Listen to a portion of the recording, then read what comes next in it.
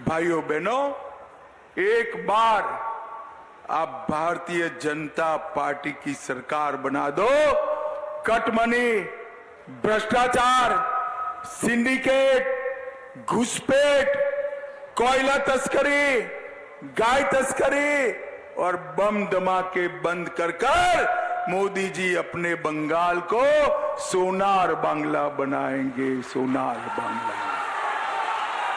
बम का धमाका, उसका जवाब बैलेट से देना है और लाठी का जवाब लोकतंत्र से देना है। भाइयों बहनों, मैं आज आपको कहकर जाता हूं, आप लोग ईवीएम पर कमल का निशान ढूंढकर बटन दबाओ। चुनाव होने के बाद ममता बनर्जी के गुंडों को ढूंढने का काम भारतीय जनता पार्टी करेगी। भारतीय जनता पार्टी। पूरा देश संदेश खाली की घटना से विक्षुब्ध हो गया। एक महिला मुख्यमंत्री के नाक के नीचे सालों तक धर्म के आधार पर माताओं बहनों पर अत्याचार होता है और क्योंकि वो उनकी वोट बैंक है, इसलिए ममता बनर्जी ने कुछ नहीं किया। ममता बनर्जी, शर्म करो, शर्म करो। जिन्होंने माताओं बहनों के साथ अत्याचार किया उनको पकड़ने के लिए हाई कोर्ट ने दखल देना पड़ा है। आपको शर्म आनी चाहिए। भाइयों बहनों, आप चिंता मत करिए। चुनाव के बाद संदेश खाली के एक एक दोषियों को सजा दिलाने का काम भारतीय जनता पार्टी। ये ममता बनर्जी मां, माटी और मानुष के नारे के साथ आई थी और मुल्ला, मदरसा और माफिया में बदल गई है। सत्यजीत रे ने एक बार फिल्म बनाई थी, हीरक राजा देशे। अगर सत्यजीत राय आज होते तो हीरक राजा की जगह हीरक रानी नाम की फिल्म बनाते। हीरक रानी। भाइयों बहनों, ये जो इंडी अलायंस जो है ना, इसका कोई नेता ही नहीं। मुझे बताओ, मोदी जी ही प्रधानमंत्री बनने वाले हैं, परंतु इनको बहुमत मिल गया तो उनका प्रधानमंत्री कौन बनेगा? कोई नाम है आपके पास? है क्या? मैं एक एक कर कर पूछता हूं। शरद पवार जी बन सकते हैं क्या? अरे जोर से बोलो, बन सकते हैं? उद्धव ठाकरे बन सकते हैं? भाइयों बहनों, जब उनको पूछा कि आपके प्रधानमंत्री कौन बनेंगे तो उन्होंने कहा, बारी बारी हम 5 साल एक एक व्यक्ति बनेंगे। देश ऐसे चल सकता है क्या?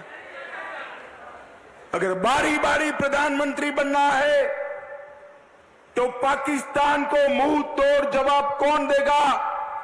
केवल और केवल नरेंद्र मोदी दे सकते हैं। देश पर कोरोना जैसी आफत आए तो देश को कौन बचाएगा? केवल और केवल नरेंद्र मोदी बचाएगा। भाइयों बहनों, इन लोगों के पास कोई एजेंडा भी नहीं है, ना नेता है, ना नियत।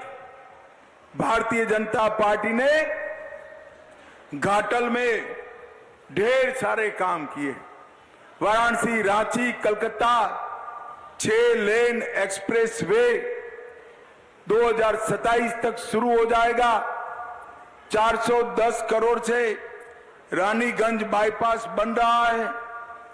रानीगंज से दालखोला खंड का उद्घाटन हो चुका है। रामनगर में मीरगोड़ा नदी पर पुल का निर्माण हो गया है। कलाईकुंडा और झाड़ग्राम के बीच 5 बड़े और 43 छोटे ब्रिज बनाने का काम भारतीय जनता पार्टी ने किया है। भाइयों बहनों, अगर हमारे बंगाल को आगे बढ़ाना है तो गुंडों के आधार पर राज करने वाली तृणमूल कांग्रेस नहीं बढ़ा सकती। केवल और केवल भारतीय जनता पार्टी और नरेंद्र मोदी बढ़ा सकते। मैं आज ममता जी को कहने आया हूं, हमारे कार्यकर्ताओं के घर पर ममता दीदी आप रेड करती हो, कुछ नहीं मिलेगा। आपके मंत्रियों के घर पर रेड हुई, 50 करोड़ रुपया मिला।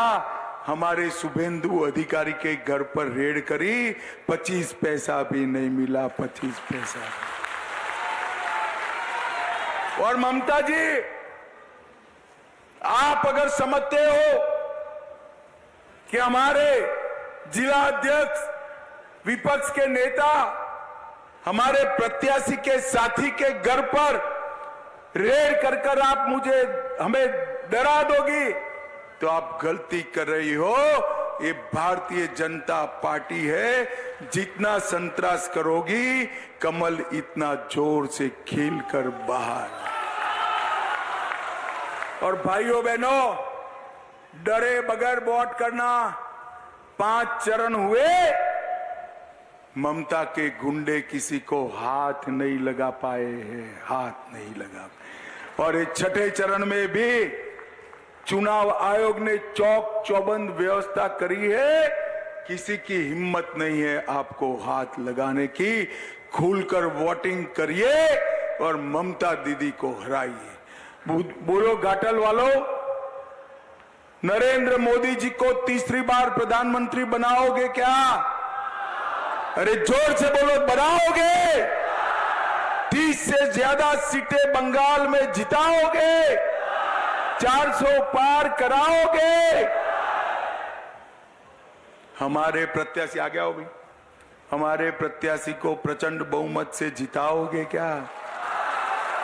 तो दोनों हाथ उठाइए, उठाइए दोनों हाथ, विजय के संकल्प की मुट्ठी भींचे और प्रचंड बहुमत से इनको जिताइए और बोलिए, भारत माता की वंदे वंदे, जय श्री राम, जय जय श्री राम।